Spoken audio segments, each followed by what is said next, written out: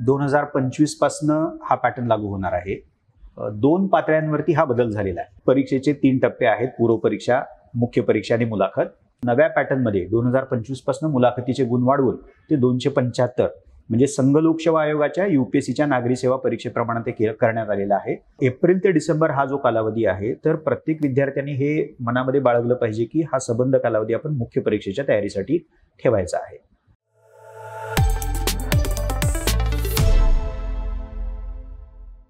नमस्कार विद्यार्थी मित्रांनो, द युनिक अकॅडमीच्या या युट्यूब चॅनलमध्ये आपल्या सर्वांचं सहर्ष मनपूर्वक स्वागत. आजचा जो आपला युनिक पॉडकास्टचा विषय हा याचा पहिला एपिसोड आहे आणि या पहिल्या एपिसोडमध्ये आज आपण ज्या विषयाची चर्चा करतोय, ज्याच्यामध्ये राज्यसेवा परीक्षा 2025 आणि 2025चा जो काही बदललेला अभ्यासक्रम आहे, या विषयावरती युनिक अकॅडमीचे संचालक ऑनरेबल तुकाराम जाधव सर हे आपल्यासोबत संवाद साधणार आहेत. अगदी सुरुवातीला सरांची थोडक्यात ओळख मला करून देणे या ठिकाणी भाग आहे. महाराष्ट्रातल्या सर्व विद्यार्थ्यांना, इव्हन देशभरातल्या विद्यार्थ्यांना सरांची ओळख आहे आणि सरांची ओळख जर आपण करून द्यायची म्हटली तर राज्यशास्त्र या विषयाचे महाराष्ट्रासह देशातील लोकप्रिय अशा स्वरूपाचे, विद्यार्थीप्रिय अशा स्वरूपाचे प्राध्यापक म्हणून सरांची ओळख आहे. राजकीय विचार, राजकीय सिद्धांत आणि त्याचबरोबर भारतीय संविधानाचे अभ्यासक म्हणून देखील सरांची विशेष ओळख आहे. फर्ग्युसन महाविद्यालयाच्या बोर्ड ऑफ स्टडीजचे सर मेंबर आहेत. त्याचबरोबर महाराष्ट्रामध्ये महाराष्ट्र वार्षिकी या इयरबुकचं संपादन हे सरांच्या माध्यमातून झालेलं होतं आणि हा एक विशेष उपक्रम म्हणून देखील महाराष्ट्राच्या एकूणच इतिहासामध्ये आपल्याला त्याची नोंद करून ठेवावी लागेल अशा स्वरूपाचा होता. आणि दुसऱ्या बाजूला युनिक अकॅडमीच्या माध्यमातून मराठी चर्चा विश्व किंवा मराठी भाषा विश्व समृद्ध करणाऱ्या विविध पुस्तकांच्या निर्मितीमध्ये विशेष योगदान सरांचं त्यामध्ये महत्वाचं आहे. सर, सगळ्यात पहिल्यांदा आपलं मनपूर्वक स्वागत. आजचा जो आपला विषय आहे की ज्याच्यामध्ये राज्यसेवा परीक्षा आणि 2025चा जो काही बदल आहे राज्यसेवेचा, सगळ्यात मला पहिल्यांदा हेच विचारायचं आहे की 2025 पासून जो नवीन अभ्यासक्रम येतोय किंवा परीक्षा पद्धतीमध्ये जो बदल झालाय तो नेमका बदल काय, हे थोडंसं विद्यार्थ्यांच्या मनामध्ये जी शंका आहे, विद्यार्थ्यांच्या मनामध्ये कुतूहल आहे, त्याच्याबद्दल तुम्ही थोडंसं मार्गदर्शन करावं. खरं तर मी सोयीसाठी नवी राज्यसेवा किंवा नवी MPSC असा शब्दप्रयोग वापरतो. 2025 पासनं हा पॅटर्न लागू होणार आहे.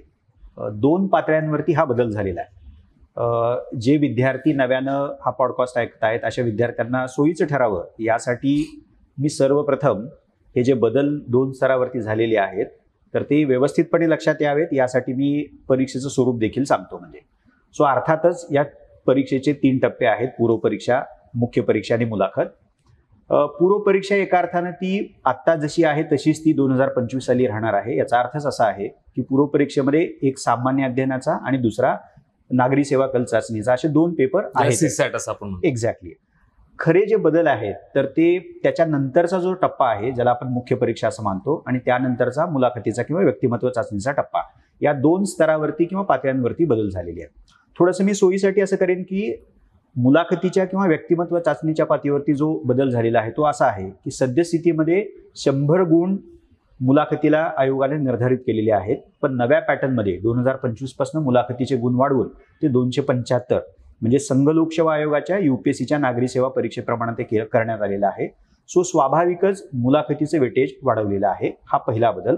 आणि मुख्य परीक्षा या टप्प्यावरती करण्यात आलेला बदल हा लक्षणीय आहे. तर तो व्यवस्थितपणे समजून यावा यासाठी मी थोडीशी त्याची रचनाच सोप्या पद्धतीनं विद्यार्थ्यांच्या समोर मांडतो. म्हणजे सामान्य अध्ययनाचे 4 पेपर्स, ज्याला सामान्य अध्ययन पेपर क्रमांक 1, 2, 3, 4 प्रत्येकी 250 गुणांचे असे एकंदर 1000 गुणांसाठी सामान्य अध्ययनाचे 4 पेपर हा पहिला घटक आहे. दुसरा जो घटक आहे तो वैकल्पिक विषय, ज्याच्याबद्दल आपण या पॉडकास्टमध्ये पुढं शक्य झालं तर बोलूयातच, म्हणजे सिरीजमध्ये त्याच्यावरती एक स्वतंत्र आपण करूयातच. म्हणजे पण 500 गुणांसाठी एक वैकल्पिक विषय ठेवण्यात आलेला आहे. ऑप्शनल असं त्याला इंग्रजीमध्ये म्हटलं जातं. 1000 गुण सामान्य अध्ययनाचे आणि 500 गुण वैकल्पिक विषयाचे. आणि त्यानंतरचा जो तिसरा महत्वाचा इंटरेस्टिंग घटक जो आहे किंवा कॉम्पोनंट आहे तो म्हणजे निबंधाचा 250 गुणांचा. अशा रीतीनं ही जर मुख्य परीक्षेची, नव्या राज्यसेवेची जी मुख्य परीक्षा आहे, हा जो टप्पा आहे त्यातले ती सगळी व्यवस्था जर आपण बघितली तर सामान्य अध्ययन 1000 गुण, वैकल्पिक विषय 500 गुण आणि निबंधाचा पेपर 250 गुण, 1750 गुणांचे. हा झाला थोडासा ज्याला आपण असं म्हणूयात की पेपर एका बाजूला आणि त्याला आयोगाने निर्धारित केलेले गुण. म्हणजे पण याच्या स्वरूपामध्ये खऱ्या अर्थानं बदल झालेला आहे. आत्ताची जी राज्यसेवेची मुख्य परीक्षा आहे जी 2024 मध्ये होऊ घातलेली ती शेवटची जुन्या पॅटर्न प्रमाणची मुख्य परीक्षा असणार आहे, जिला आपण इंग्रजीमध्ये ऑब्जेक्टिव्ह वस्तुनिष्ठ अशा स्वरूपाची मानतो. पण 25 पासून येणारी जी मुख्य परीक्षा आहे, ज्याचं मी विवरण आत्ताच थोडक्यामध्ये दिलेलं आहे, ती संपूर्णतः वर्णनात्मक डिस्क्रिप्टिव्ह अशा प्रकारची आहे, जिथं विद्यार्थ्यांना उत्तर लेखन करावं लागणार आहे. सो त्याचा साधा अर्थ असा आहे की मुख्य परीक्षेचा व्याप वाढलेला आहे, ज्याच्यामध्ये सामान्य अध्ययनाचे 4 पेपर्स शिवाय एक वैकल्पिक विषय आणि निबंधाचा स्वतंत्र 250 गुणांचा हा एका बाजूला, आणि त्याचं स्वरूप जे आहे ते लेखी वर्णनात्मक, ज्याला पारंपरिक अशाही प्रकारचा शब्दप्रयोग वापरलेला आहे. सो ह्या तिन्ही गोष्टी आपण लक्षात घेतल्या पाहिजेत. म्हणजे एक तर सुरुवातीला मी ज्याचा उल्लेख केला, मुलाखतीचं वेटेज वाढवलेलं आहे, 100च्या जागी आता 275 गुण आहेत, आणि मुख्य परीक्षेचा एकंदर आवाका वाढवलेला आहे आणि त्याचं स्वरूप हे त्यांनी बदललेलं आहे. म्हणजे एका बाजूला डिस्क्रिप्टिव्ह पॅटर्न 1750 मार्कांचा लेखी परीक्षेचा तो सगळा भाग, आणि दुसऱ्या बाजूला 275 मार्कांची मुलाखत. पण हा जो नेमका बदल आहे, म्हणजे 2023 पासून हा खरं तर लागू होणार होता, पण तो 2023च्या ऐवजी आता 2025 सालापासून लागू होतोय. सो हे जे सगळं ट्रान्झिशन आहे, ते ट्रान्झिशन बद्दल तुम्ही काय सांगू शकाल? मला असं वाटतं की असे म्हणजे आपल्याला ब्रॉडली जे विद्यार्थी सध्या तयारी करत आहेत किंवा तयारीच्या परिस्थिती म्हणजे अभ्यासाची तयारी करत आहेत, ते 2 कॅटेगरीजमध्ये विभागता येतील. हे मी खूप ढोबळपणे सांगतोय. एका प्रकारचे विद्यार्थी असे आहेत की जे कदाचित गेल्या वर्षापासून 2 वर्ष 3 वर्ष किंवा त्यापेक्षा अधिक काळापासून, ज्याला आपण सोप्या पद्धतीने असं म्हणूयात की जुन्या पॅटर्नचा अभ्यास करत आहेत. त्यांच्यासाठी मला असं वाटतं की त्यांना अभ्यासक्रमाची ओळख काही प्रमाणामध्ये आहे, पण त्यांच्यासाठी एका अर्थानं आव्हान हे असणार आहे की ऑब्जेक्टिव्ह टू डिस्क्रिप्टिव्ह, म्हणजे की पूर्वी तुम्हाला फारसं जवळपास लिहायचंच नव्हतं, विशेषतः मुख्य परीक्षेच्या बाबतीमध्ये. आता तुम्हाला सगळा अभ्यासक्रम की जो वाढलेला पण आहे, ज्याची व्याप्ती पण वाढलेली आहे, पुढे आपण बोलूयातच, पण तो लिहायचा आहे. त्यामुळे त्या विद्यार्थ्यांसाठी अभ्यासक्रम ओळखीचा आहे, पण वाढलेला अभ्यासक्रम एका बाजूला, आणि शिवाय तो आकलन करून लेखन करणं, हा या प्रकारचं चॅलेंज एका अर्थाने असणार आहे त्याच्यामध्ये. आणि जे नवीन जे विद्यार्थी आहेत त्यांना सगळंच शून्यापासून एका अर्थाने करायचं आहे. त्यामुळे त्या विद्यार्थ्यांनी भय बाळगायचं काही कारण नाही की पूर्वी अशा प्रकारची परीक्षा होती, आता तिचं स्वरूप बदललेलं आहे वगैरे वगैरे. हा प्रश्न त्या विद्यार्थ्यांसाठी आहे जी विद्यार्थी कदाचित 1 किंवा 2 वर्षापेक्षा अधिक काळापासून या परीक्षेची तयारी करत आहे. म्हणजे आता ज्यांनी इथून पुढे जी तयारीला सुरुवात केली आहे, म्हणजे 2022 असेल किंवा 2023 असेल, तर त्यांनी या सगळ्या गोष्टींचा विचार न करता ती तयारी चालू ठेवावी. येस. दुसरं मला त्याच्यामध्ये एक गोष्ट ऍड करायची आहे की डिटेल सिलेबस जर आपण बघितला, म्हणजे नव्यानं तुम्ही ज्या विषयांचा उल्लेख केला, काही विषय नव्यानं जे ऍड झाले आहेत, मग त्यामध्ये इथिक्स असेल, निबंध असेल, IR असेल, किंवा हे जे सगळे टॉपिक्स आहेत, आपण येणाऱ्या वेगवेगळ्या ज्या पॉडकास्ट सिरीज असणार आहेत त्याच्यामध्ये या विषयांवरती सविस्तरपणे डिटेल चर्चा आपण त्यामध्ये करू. पण आजची ही जी चर्चा आहे त्याच्यामध्ये आपण थोडंसं त्याला एक ढोबळ अशा पद्धतीनं थोडंसं डिस्कस करण्याचा प्रयत्न करू. विद्यार्थ्यांनी या परीक्षेला सामोरं जाताना, किंवा 2025 हे वर्ष आता फार काही लांब नाही, म्हणजे 1 वर्षाचा कालावधी साधारणपणे विद्यार्थ्यांच्या समोर आहे. 2023 पासून ही चर्चा होती की पॅटर्न डिस्क्रिप्टिव्ह होतोय, आणि विद्यार्थ्यांच्या मनामध्ये एक संभ्रम होता की 25 आहे तर अजून वेळ आहे, अवकाश आहे, पण आता 1च वर्ष शिल्लक आहे.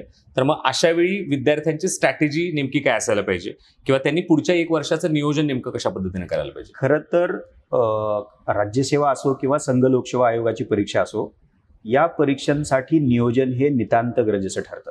आणि गिव्हन द फॅक्ट की राज्यसेवेचं स्वरूप बदललेलं आहे, म्हणजे अभ्यासक्रमाची व्याप्ती वाढलेली आहे, मुख्य परीक्षा लेखी झालेली आहे, त्याच्यामध्ये वैकल्पिक विषय तुम्हाला निवडायचा आहे वगैरे वगैरे, हे सगळे जर बदलाचे तपशील आपण बघितले तर 1 वर्षाचा किमान कालावधी प्रत्येक विद्यार्थ्यासाठी, विशेषतः नवख्या विद्यार्थ्यासाठी, हा अत्यावश्यक आहे. म्हणजे एप्रिल ते डिसेंबर हा जो कालावधी आहे, तर प्रत्येक विद्यार्थ्यांनी हे मनामध्ये बाळगलं पाहिजे की हा सबंध कालावधी आपण मुख्य परीक्षेच्या तयारीसाठी ठेवायचा आहे.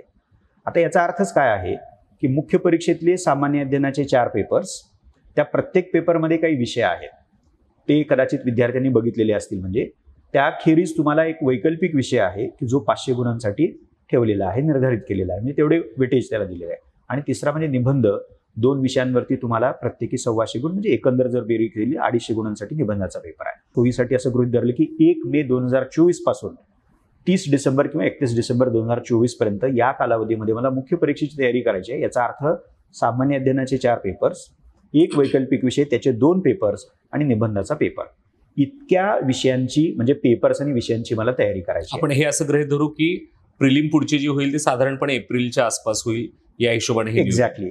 मग त्याचा दुसरा अर्थच असा होतो की 1 जानेवारीपासून मला 2025 मध्ये होणाऱ्या पूर्वपरीक्षेची तयारी करावी लागेल. आणि ज्या विद्यार्थ्यांनी मे ते डिसेंबर असा 6-7 महिने कालावधी जर मुख्य परीक्षेची तयारी केली असेल तर मला असं वाटतं की त्यांची पूर्वपरीक्षेची तयारी किंवा पायाभरणी एका अर्थानं झालेली असेल. ओके, सो अशा विद्यार्थ्यांसाठी 4 ते 4.5 महिन्यांचा कालावधी हा पुरेसा ठरेल. पहिला जो अटेम्प्ट आहे विद्यार्थ्यांचा, म्हणजे माझा एक प्रश्न याला जोडून असा आहे की ज्यावेळी फर्स्ट प्रिलिम आपण देतोय त्यावेळी साधारण त्या प्रिलिमसाठी 4-4.5 महिन्यांचा कालावधी अगदी निश्चितच म्हणजे 4 ते 4.5 महिन्याचा कालावधी पुरेसा आहे. त्याचं कारण असं आहे की विद्यार्थी, मी जसं मगाशी म्हणालो की 6-7 एप्रिल म्हणा किंवा 1 मे म्हणा, इथंपासून ते डिसेंबर एंडपर्यंत मुख्य परीक्षेचा अभ्यास करणार आहेत. आणि जेव्हा आपण मुख्य परीक्षा म्हणतो तर त्या मुख्य परीक्षेमध्ये सगळे सामान्य अध्ययनाचे विषय आहेत, जे तुम्ही इतिहास, भूगोल, राज्यघटना, आंतरराष्ट्रीय संबंध, विज्ञान तंत्रज्ञान, हे सगळे विषय मुख्य परीक्षेला अभ्यासले जाणारच आहेत. फक्त फरक कुठं पडतोय की पूर्वपरीक्षेचा जो काही निराळा अभ्यासक्रम आहे आणि स्वरूप वेगळं असल्यामुळे स्ट्रॅटेजी वेगळी तुम्हाला वापरावी लागेल. त्यामुळे माझं असं म्हणणं आहे की 4 ते 4.5 महिन्याचा कालावधी हा पुरेसा आहे. सोबतच मेन्सचा ज्यावेळी आपण विद्यार्थी अभ्यास करतो त्यावेळी त्याची डेप्थ जास्त असल्यामुळे त्याचा नकळतच पूर्वपरीक्षेला देखील फायदा होतो. डेफिनेटली तो फायदा होईलच त्याला. विद्यार्थ्यांमध्ये आणखी एक संभ्रम म्हणा किंवा कुतूहल म्हणा किंवा काही विद्यार्थ्यांमध्ये भीती आहे की हा पॅटर्न डिस्क्रिप्टिव्ह आहे, लिहावं लागणार आहे, तर ह्या भीतीबद्दल तुमचं विद्यार्थ्यांना काय म्हणणं असेल किंवा त्यांनी कसं त्याला सामोरं जावं? हा, मी थोडंसं या प्रश्नाचं उत्तर देण्यापूर्वी आपला जो पूर्वीचा प्रश्न होता नियोजनाचा, थोडंसं सविस्तर मी त्याच्याबद्दल काही आणखी मुद्दे अधोरेखित करतो. म्हणजे जसं मी मगाशी म्हणालो की एप्रिल 2024 ते डिसेंबर 2024 या कालावधीमध्ये मुख्य परीक्षेचा अभ्यास करायचा आहे, ज्याच्यात सामान्य अध्ययनाचे 4 पेपर्स, त्यानंतर वैकल्पिक विषय आणि निबंधाचा विषय. तर प्रत्येक विद्यार्थ्यांनी आपली पार्श्वभूमी लक्षात घेऊन या प्रत्येक पेपरसाठी त्याचा अभ्यासक्रम, जो की आयोगाने अत्यंत सविस्तरपणे दिलेला आहे, निबंधाचा अपवाद जर वगळला तर वैकल्पिक विषयाचा अभ्यासक्रम डिटेल दिलेला आहे. तशीच बाब आपल्याला सामान्य अध्ययनाच्या बाबतीमध्ये दिसते. उदाहरण जर घ्यायचं झालं तर सामान्य अध्ययन पेपर क्रमांक 1, ज्याच्यामध्ये इतिहास आहे, जो अर्थातच महाराष्ट्राच्या विषय संदर्भात असेल. त्यानंतर भूगोल आहे, ज्याच्यामध्ये भारताचा भूगोल, जगाचा भूगोल आणि महाराष्ट्राच्या विषय संदर्भात तो आहे, अर्थातच महाराष्ट्राचा भूगोल बघायचा आहे.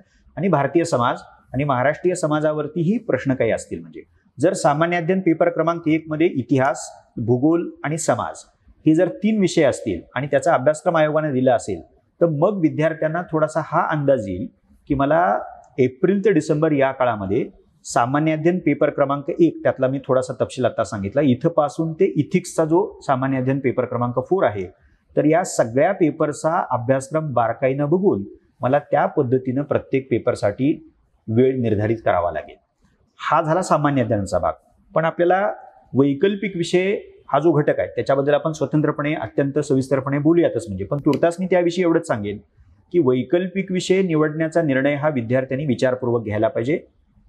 जे आयोगानं वैकल्पिक विषय निवडीसाठी दिलेले आहेत तर त्याचा अभ्यासक्रमही दिलेला आहे, तो प्रत्येक विद्यार्थी पाहू शकतो, त्याच्याविषयी काही प्राथमिक वाचू शकतो, काही वेबिनार्स ऐकू शकतो आणि त्यानंतर विचारपूर्वक वैकल्पिक विषय निवडण्याचा निर्णय हा घेतला गेला पाहिजे.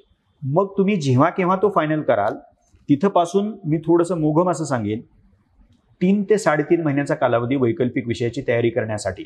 आपण जर असं मानलं की विद्यार्थी तिला उपलब्ध असणाऱ्या वेळेपैकी जर 50 ते 60% वेळ जर सामान्य अध्ययनाला देणार असेल आणि तो द्यावा लागेल, कारण 1000 गुणांसाठी सामान्य अध्ययन आहे, तर उरलेला साधारणतः किमान 40% वेळ तरी वैकल्पिक विषयासाठी ठेवावा लागेल. म्हणजे सो हे थोडंसं मी मोघम हे म्हणालो की एप्रिल 2024 ते डिसेंबर 2024 हा कालावधी मुख्य परीक्षेसाठी वापरावा, पण त्याच्या अंतर्गत सामान्य अध्ययनाचे 4 पेपर्स, वैकल्पिक विषय पेपर 1, पेपर 2 आणि निबंध.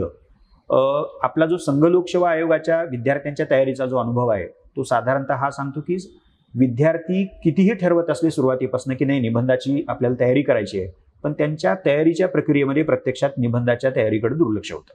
तर तसं ॲब्सोल्युटली होता कामा नये, हे सुरुवातीपासूनच प्रत्येक विद्यार्थ्यांनी ठरवलं पाहिजे. सो मुद्दा हा आहे की सामान्य अध्ययनाचे 4 पेपर्स, वैकल्पिक विषय आणि निबंध असे 3 घटक आहेत आणि त्या 3 घटकाचा अभ्यासक्रम, त्याला असणारं वेटेज आणि प्रत्येक विद्यार्थ्याची पार्श्वभूमी आणि तयारीची पातळी या घटकांना लक्षात ठेवून पुरेसा न्याय, ज्याला असं म्हणूयात आपण, उपलब्ध असणाऱ्या वेळेपैकी तेवढा वेळ या प्रत्येक विषयासाठी त्यांनी द्यायला. हा जो कालावधी आहे म्हणजे साधारण एप्रिल पासून ते डिसेंबर पर्यंतचा जो मुख्य परीक्षेचा कालावधी आहे, त्या कालावधीमध्ये तुम्ही वैकल्पिक विषयाचा उल्लेख करताना असं सांगितलं की 60-40 असं त्याचं नियोजन असायला पाहिजे.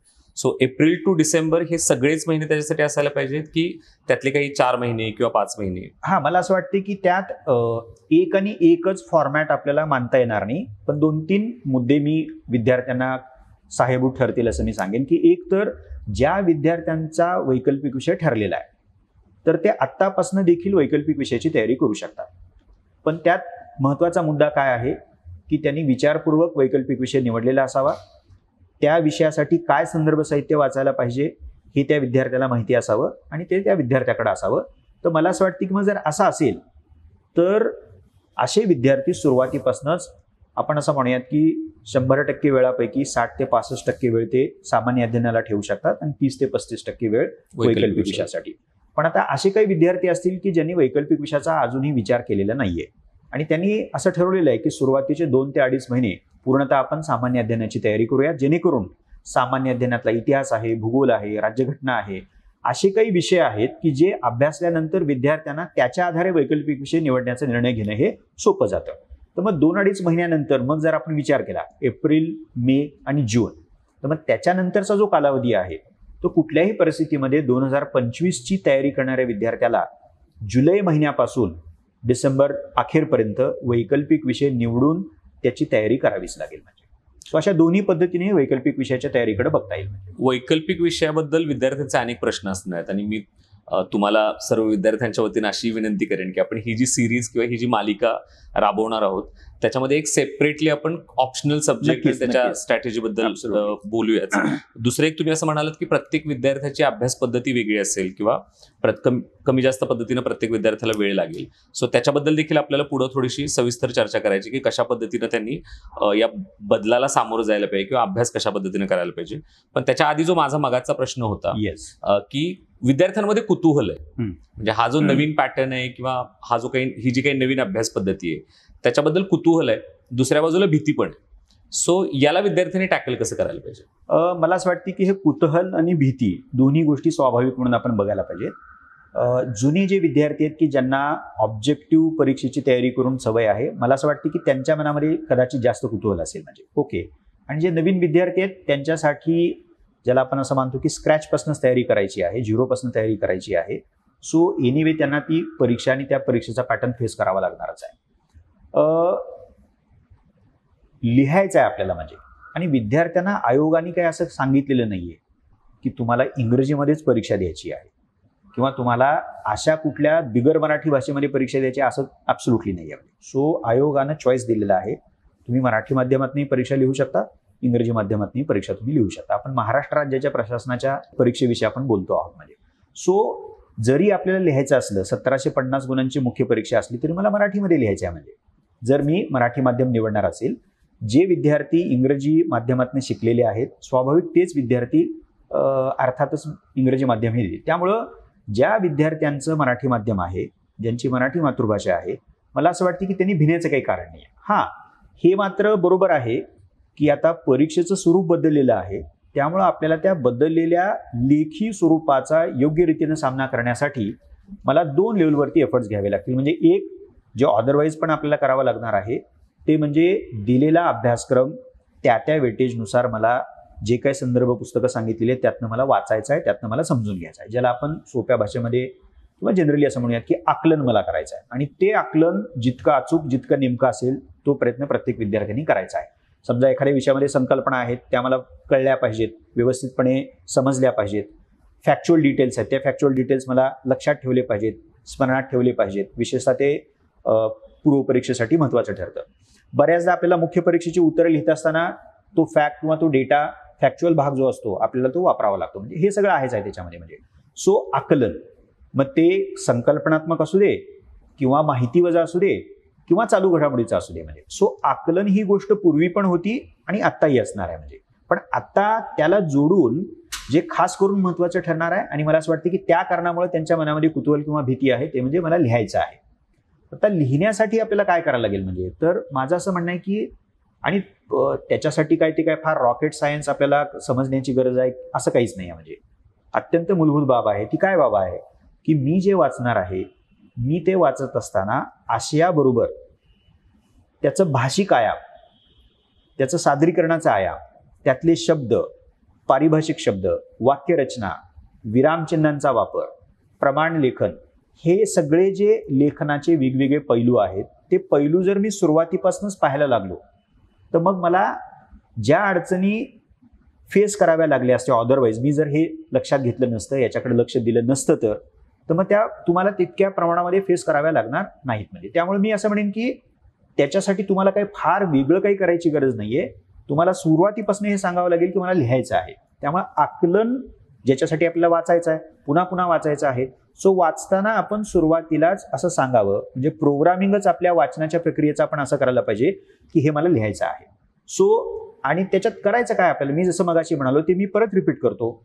शब्द कुठले आहेत, पारिभाषिक शब्द कुठले आहेत, वाक्यरचना कशी केलेली आहे, त्याच्यामध्ये प्रमाण लेखन आहे का, आपण ज्याला मराठीमध्ये सोप्या काना मात्रा वेलंटे उकार असं मानतो, आणि विरामचिन्हांचा वापर आहे का, हे बेसिक आहे. म्हणजे आणि जर या लेखनाच्या वेगवेगळ्या पैलूकडे सुरुवातीपासून जर आपण लक्ष देऊ शकलो, आशयाकडे तर आपण देणारच आहोत, म्हणजे त्याच्याशिवाय आपण वाचू शकत नाही. म्हणजे सो ह्या दोन्ही बाबी हातात हात घालून जर सुरुवातीपासूनच आपण घेऊ शकलो, निवू शकलो, तर मला असं वाटतं की तो लेखनाचा जो बाव आहे किंवा कुतूहल किंवा भीती आहे तर ती उत्तरोत्तर कमी होईल. हा त्यातला पहिला भाग. दुसरा भाग, पूर्वी देखील म्हणजे ऑब्जेक्टिव्ह परीक्षेच्या काळामध्ये देखील जे तुम्ही वाचताय ते प्रोसेस करणं.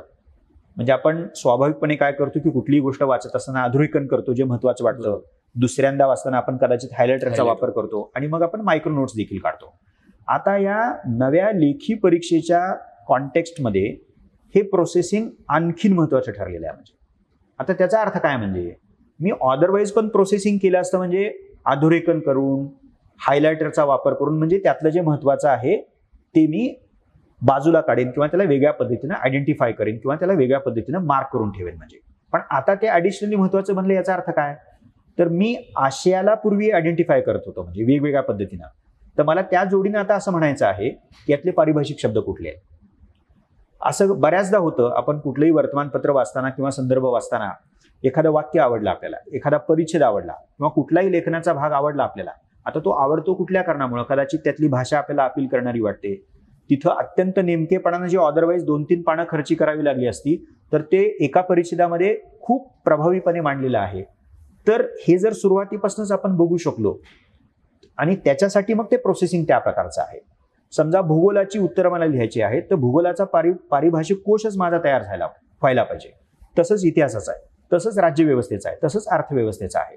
त्यामुळे प्रोसेसिंग करताना ते प्रोसेसिंग शब्द, पारिभाषिक शब्द, वाक्यरचना, परिच्छेद आणि त्या तपशिलामध्ये आपल्याला जाता येऊ शकतं. म्हणजे त्यामुळे मला असं वाटतं की लेखनाचा फारसा बाऊ न बाळगता लेखनाचे हे वेगवेगळे जे पैलू आहेत ते वाचताना पण लक्षात घेणं आणि प्रोसेस करताना पण त्या पद्धतीनं माझ्या त्या अंडरलाइनिंगमध्ये, हायलाइटिंग करण्याच्या प्रक्रियेमध्ये आणि प्रत्यक्ष मायक्रोनोट्स काढण्याच्या प्रक्रियेमध्ये त्या लेखनाकडे योग्य ते लक्ष दिलं जाईल, हे आपण बघितलं पाहिजे. प्रत्येक विषयाची एक जी लँग्वेज आहे, येस, ती लँग्वेज ही विद्यार्थ्यांनी त्यासोबत आत्मसात केलीच पाहिजे, म्हणजे गरजेचं आहे. जे विद्यार्थी हा व्हिडिओ बघताय त्यांच्यासाठी सर ज्या पद्धतीनं पूर्ण सिलेबस एक्सप्लेन करतायत, या पूर्ण सिलेबसची जी PDF कॉपी असेल डिटेल सिलेबसची, ती याच व्हिडिओच्या डिस्क्रिप्शन बॉक्समधून देखील तुम्हाला डाउनलोड करता येईल, जेणेकरून तुम्हाला प्रत्येक विषय आणि त्या विषयामधले जे काही टॉपिक सब टॉपिक्स आहेत ते सगळे डिटेलमध्ये त्याचं अनालिसिस तुम्हाला करता येऊ शकेल. मगाचा माझा जो प्रश्न होता की ज्याच्यावरती आपण मगाशी पण चर्चा करत होतो की अभ्यास पद्धतीमध्ये ज्यावेळी बदल झालाय त्यावेळी प्रत्येक विद्यार्थ्याची प्रिपरेशनची स्टाईल वेगळी आहे. कदाचित कुणाला अमुक एखाद्या विषयामध्ये कमी वेळ लागेल आणि दुसऱ्या एखाद्या विषयामध्ये जास्त वेळ लागेल.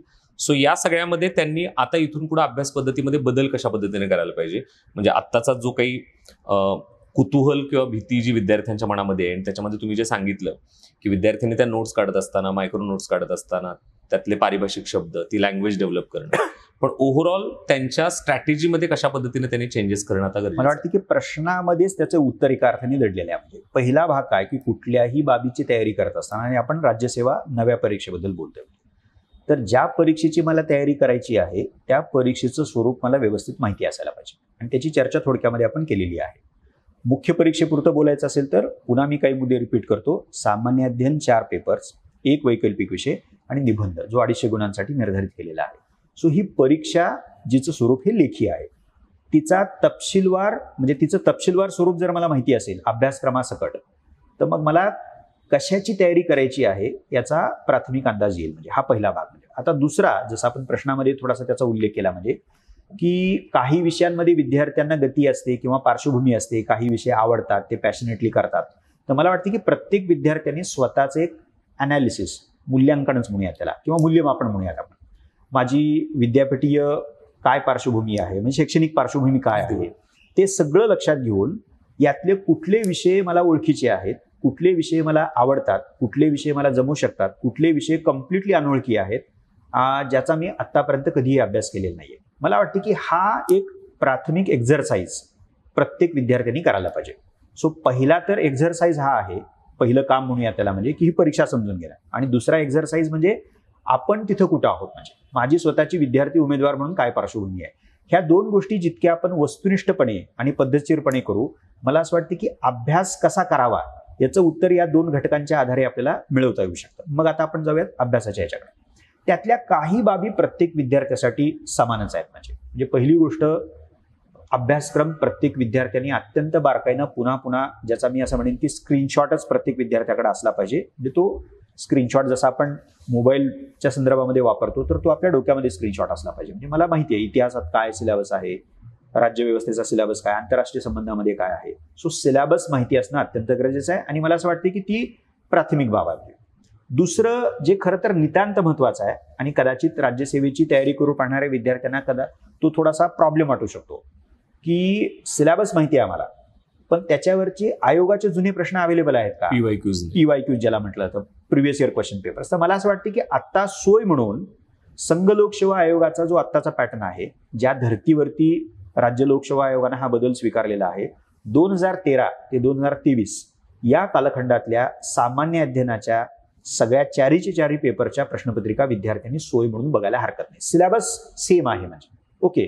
आणि युनिक पब्लिकेशननं त्या सगळ्या अदरवाईज संघ लोकसेवा आयोगाच्या प्रश्नपत्रिका फक्त दोनच भाषेत असतात, इंग्रजी आणि हिंदीमध्ये. तर आपण सोयीसाठी त्याचं मराठी अनुवाद केलेला आहे, तर तो सगळे विद्यार्थी पाहू शकतात. म्हणजे आता त्यातनं म्हणजे मी इतिहासाचा अभ्यासक्रम बघितला, आणि इतिहासावरती काय प्रकारचे प्रश्न विचारले गेलेले आहेत हे जर का मला माहिती असेल, तर मग माझं पुढचं काम सोपं जातं. मग मला काय वाचायचं आहे. सो अभ्यास पद्धतीमध्ये मला प्रत्येक विषयासाठी काय वाचायचं आहे आणि त्याची सुरुवात मला कुठनं करायची आहे, त्याच्या बाबतीत पहिला मुद्दा जो महत्वाचा आहे तो म्हणजे पाठ्यपुस्तक आहे. आता हा संघ लोकसेवा आयोगाच्या धर्तीवरती बदल स्वीकारला गेले असल्यामुळं UPSCची तयारी करत असताना NCERTच्या पुस्तकानं सुरुवात करणं हे महत्वाचं मानलं जातं. तशाच प्रकारे या नव्या राज्यसेवेच्या मुख्य परीक्षेची तयारी करताना विषय कुठला का असेना, विद्यार्थी NCERTच्या पुस्तकाच्या वाचनानं सुरुवात करू शकतात. आता कदाचित विद्यार्थ्यांना असं वाटेल की इंग्रजीमध्ये मला वाचायला लागेल का, हिंदीमध्ये मला वाचायला लागेल का, तर नाही. युनिक पब्लिकेशननं त्या सगळ्या NCERTs मराठीमध्ये अनुवादित केलेल्या आहेत. त्यामुळं NCERTची मराठीतली जी पाठ्यपुस्तकं आहेत त्या पाठ्यपुस्तकानं त्यांच्या अभ्यासाची सुरुवात व्हायला पाहिजे. सो संदर्भामधला पहिला घटक हा NCERTची मराठी अनुवादित पाठ्यपुस्तकं आहे. दुसरा जो आहे, जो महत्वाचा आहे, प्रत्येक विषयासाठी आपण सामान्य अध्ययनापुरतं जर मर्यादित ठेवलं सुरुवातीला, इतिहास असो, भूगोल, भारतीय समाज, राज्यव्यवस्था, आंतरराष्ट्रीय संबंध, अर्थव्यवस्था, विज्ञान तंत्रज्ञान, आणि पेपर चौथा इथिक्सचा, नीतिशास्त्राचा जो आहे, तर या प्रत्येक विषयासाठी, मी पेपरसाठी नाही म्हणत, विषयासाठी, कारण प्रत्येक पेपरमध्ये 2 किंवा 3 असे विशेष आयोगानं समाविष्ट केलेले, त्याची नावं मी आता घेतलेली आहेत.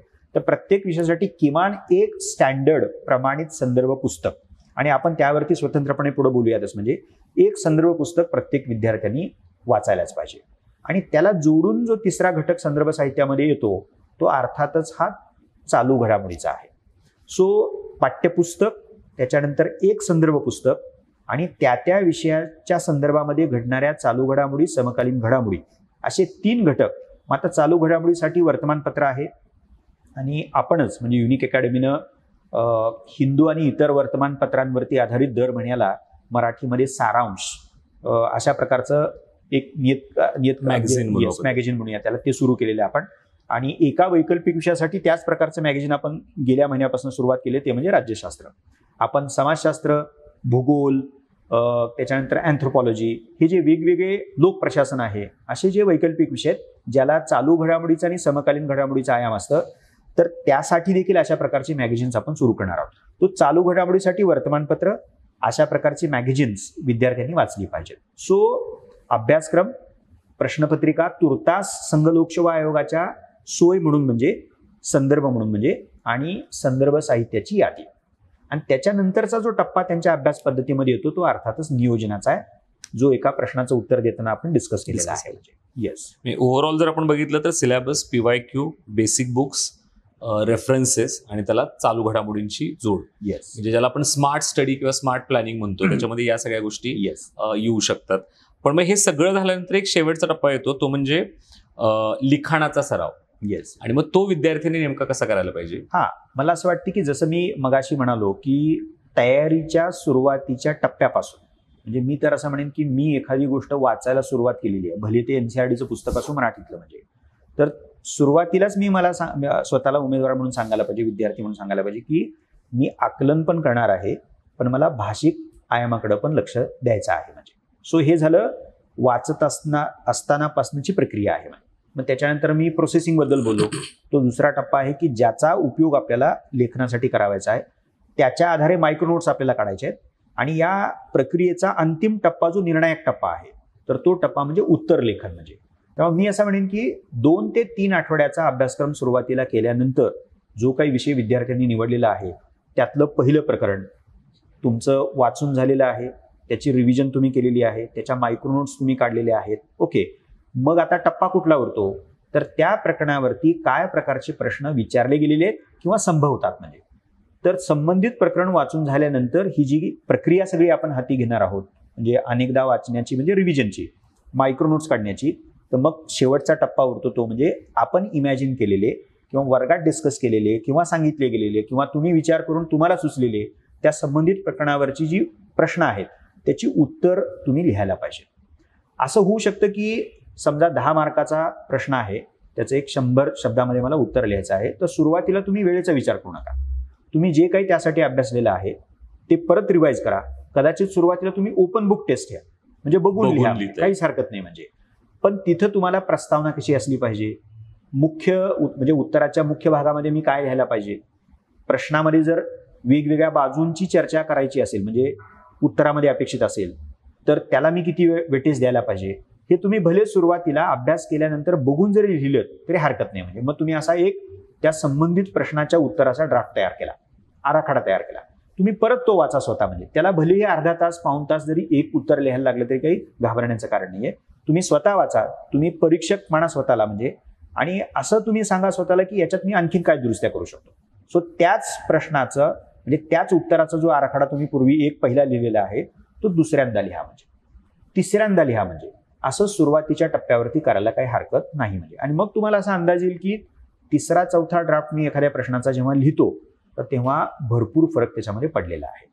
म्हणजे जे मला पूर्वी 2 ओळीमध्ये लिहिता येत नव्हतं त्याच्यासाठी मी जवळपास एक परिच्छेद घेतलेला आहे. आत्ता तुम्हाला त्या परिच्छेदातल्या 7-8 ओळीमधनं जे म्हणायचं होतं पूर्वी किंवा तेवढ्या ओळी तुम्हाला लागत होत्या त्या आता तुम्ही एक्झॅक्टली 1 किंवा 2 ओळीमध्ये लिहू शकता. म्हणजे तर हा सरावाचा भाग आहे.